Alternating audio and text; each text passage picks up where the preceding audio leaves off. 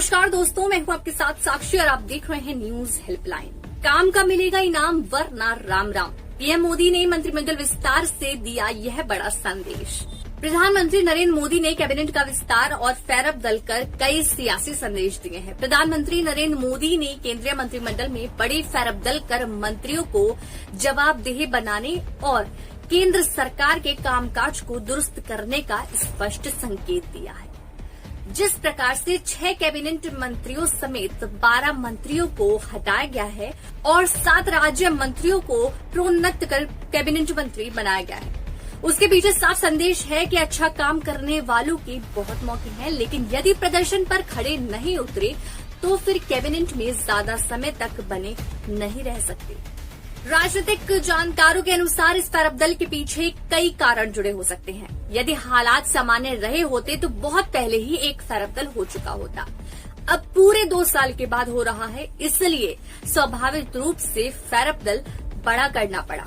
इस फेरअप दल में पश्चिम बंगाल के चुनावों के नतीजों, कोरोना महामारी से प्रभावित हुई सरकार की छवि तथा उत्तर प्रदेश समेत अन्य राज्यों में आने वाले चुनावों का भी काफी प्रभाव पड़ा है। मोदी के नेतृत्व वाली पिछली सरकार और इस सरकार के कामकाज की तुलना करें तो यह लगातार यह संदेश जा रहा था कि केंद्र सरकार पहले की भांति काम नहीं कर रही है। कई मंत्रालयों के ढीले रवैये से यह चुनौती बढ़ती हुई दिख रही थी। यह भी कहा जा रहा था कि जो कार्य केंद्र में हो रहे हैं वे उस रूप में जनता तक नहीं पहुंच पा रहे हैं जिस प्रकार पहुंचाए जाने चाहिए थे। प्रधानमंत्री नरेंद्र मोदी राज्यों के चुनावों में स्थानीय मुद्दों के अलावा केंद्र सरकार की विकास योजनाओं को भी एक प्रमुख आधार बनाए जाने के पक्षधर रहे हैं। यह माना जा रहा है कि बंगाल चुनावों में हार के बाद कोरोना की दूसरी लहर से सरकार के प्रति नकारात्मक माहौल में बढ़ोतरी हुई है।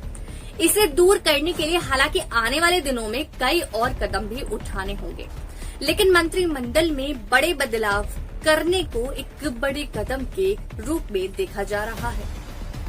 फेरअप दल में पूर्व नौकरशाहों, युवाओं एवं अनुभवी मंत्रियों को तरजीह देकर पहले से बेहतर टीम बनाने की कोशिश की गई है। जानकारों के अनुसार जिस प्रकार से कई दिग्गज कैबिनेट मंत्रियों को हटाया गया है, उसमें साफ संकेत है कि सिर्फ वरिष्ठता के कारण कोई मंत्री बने नहीं रह सकता है।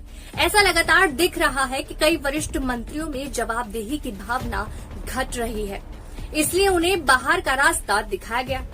वहीं प्रधानमंत्री नरेंद्र मोदी ने नई कैबिनेट में एक नया मंत्रालय मिनिस्ट्री ऑफ कोऑपरेशन बनाया है। इस मंत्रालय के जरिए सरकार अपने सहकार से समृद्धि के विजन को अमली जामा पहनाएगी। सूत्रों की माने तो यह मंत्रालय देश में सहकारी आंदोलन को मजबूत करने के लिए अलग से प्रशासनिक ढांचा उपलब्ध कराएगा।